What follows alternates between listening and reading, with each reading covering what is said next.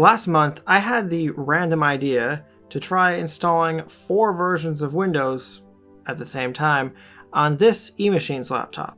Was there any reason? No, I just felt like trying it because I thought it might work. But, like with many things in my life, it didn't work. So today, I'm trying the exact same thing again on a different computer. Okay, alright, I suppose a little more context is required here. In terms of doing a quad boot, there is no shortage of possible combinations, but I kept it extremely simple by going with Windows 2000, XP, Vista, and 7. Basically, the 4 versions of Windows that were most likely to run on that eMachines computer with functioning drivers, so that, I could actually use the thing. Technically, that was the case, as the aforementioned versions of Windows all work on that computer perfectly fine on their own.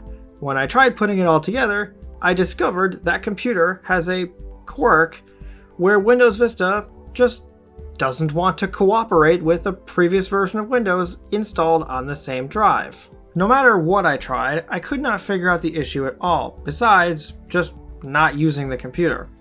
Today, that's exactly what's happening. Before I finished that video, I took the SSD out and plugged it into a different computer, and surprise, surprise, it picked up the Windows Vista install and kept going as if nothing had happened at all.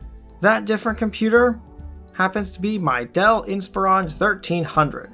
If you haven't seen me use this thing before, this is a computer that is not good, but in a kind of fun way. This computer is pretty much worse in almost every way other than, I guess, the brand itself. Instead of working with an AMD Athlon 64 and an ATI Mobility Radeon 9600, this laptop has an Intel Pentium M735 and integrated Intel 915 graphics. This thing barely even has functioning graphics drivers for Windows Vista, but I don't really have any better IDE computers, and I had this 256GB mSATA to IDE SSD thing, which is the whole reason I wanted to bother with this in the first place. But before that, I tested this exact thing out on the hard drive in this computer to determine if this was even worth my time. And it worked perfectly fine. All 4 versions of Windows installed with no issues on this one drive. Of course, though, this is a 100GB 4200 RPM hard drive. So aside from it being painfully slow, when split into 4 partitions, there's barely any space left over to actually do anything useful. So logically, the next step is to do this all again on the SSD. I'm not going to say a lot about the install process for Windows 2000 and Windows XP because, like last time, both of those installed perfectly fine and installed fairly quickly. I had drivers to deal with, but that's something I can take care of later. To pick up where we left off before, the Windows Vista install went perfectly.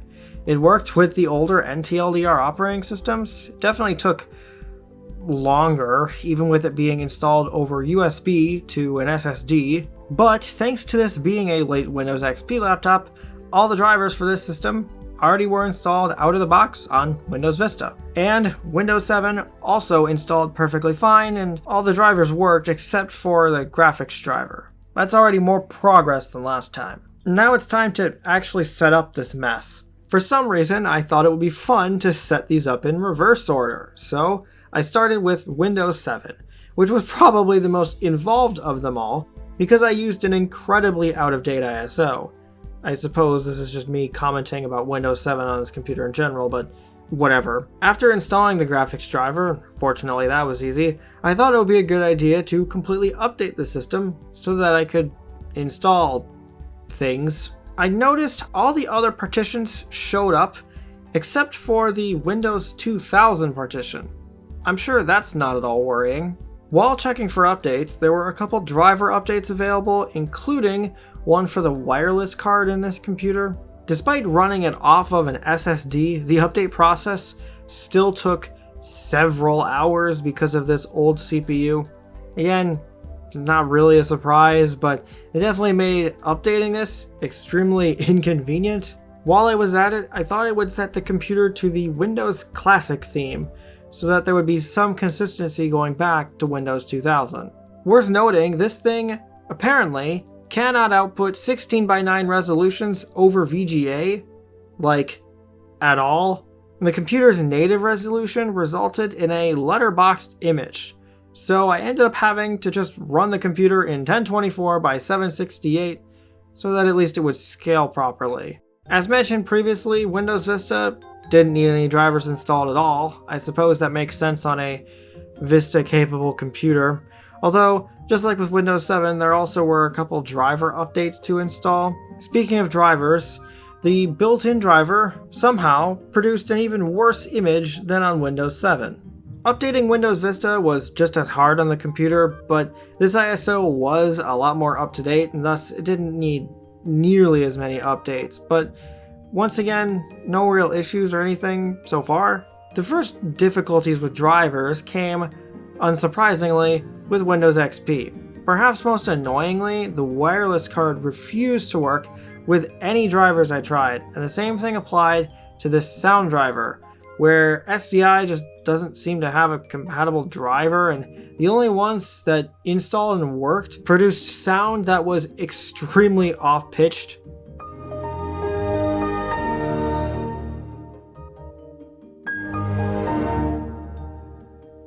As a temporary workaround, I got my USB Wi-Fi adapter working, which I was then able to use to download a driver for this wireless card while I was doing updates, which left just the audio driver. I can get that later. Finally, going back to Windows 2000, which was probably one of the more involved ones, because this disk I used wasn't the Service Pack 4 version of Windows 2000, so there were a lot of updates to install. I already mentioned I tried installing drivers earlier, and I had very little success.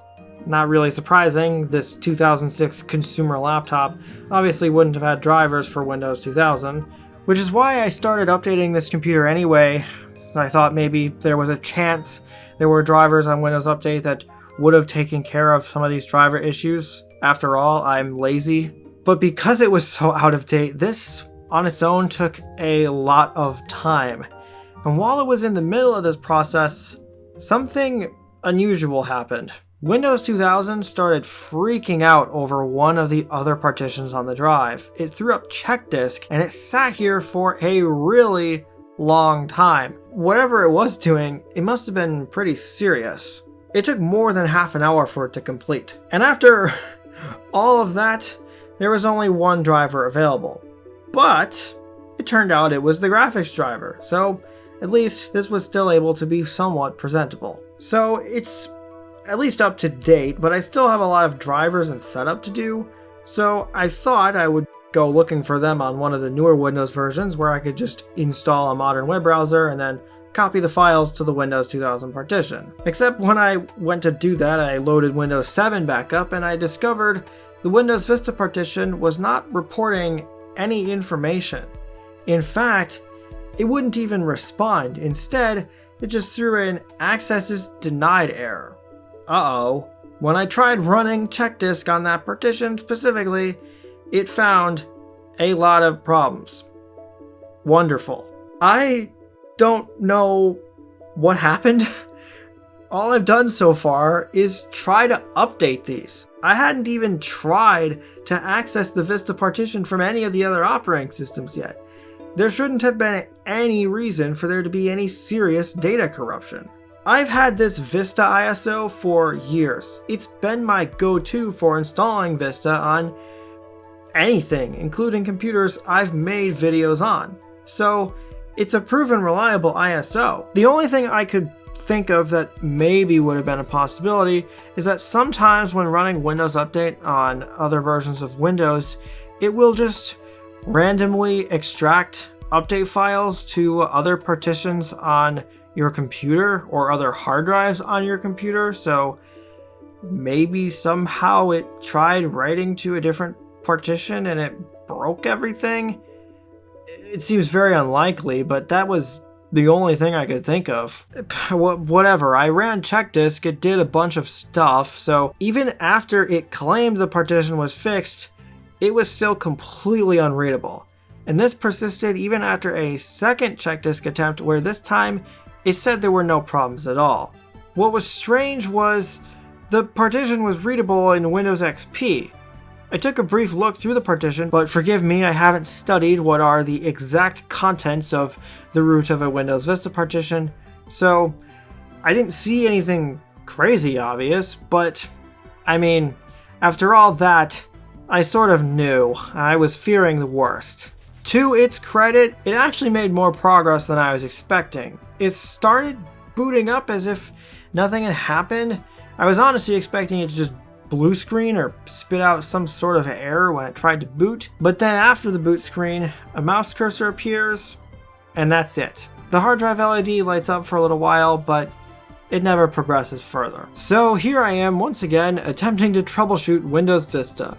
Not that there was really much I could do. Starter repair was useless because it didn't have any issues booting. There were no available restore points to fix this thing, and from this point on, every time I ran a check disk, it just said the partition was fine. The good news is that I basically didn't do anything of value on that install, so with pretty much nothing to lose, I decided to reinstall Vista again. I'm not completely starting over, I left the other partitions alone and I just installed this one. Of course, a reinstall fixed it temporarily, and I validated the other versions still booted fine after doing this, and that at the moment, none of them had any issues with the Vista partition. So then, the whole process was basically a repeat of what I did earlier. I spent a bunch of time getting this computer updated again so that I could use it.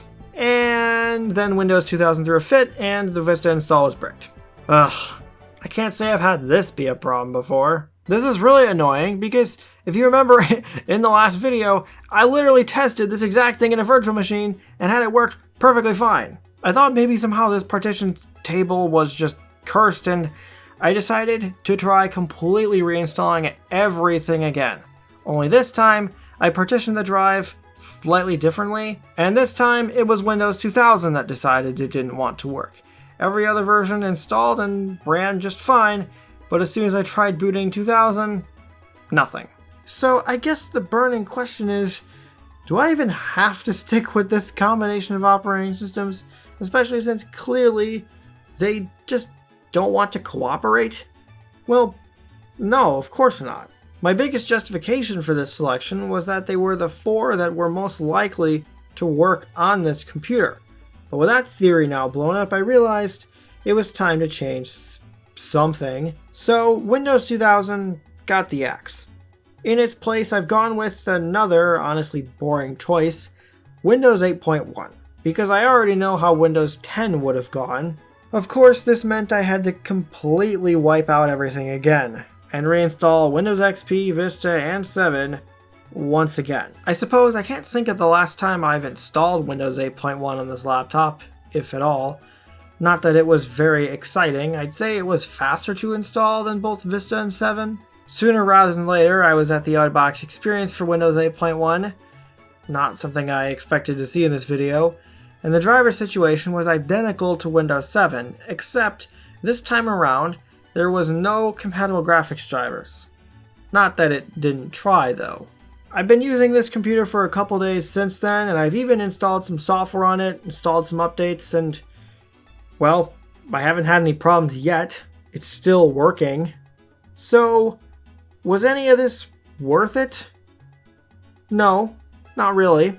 At least, not in this form. In fact, I was gonna do more with this, but honestly, after seeing how difficult it was, I kind of just don't feel like working on this anymore. Normally I'd say it depends on how much I end up using the computer, but this just doesn't really make any sense.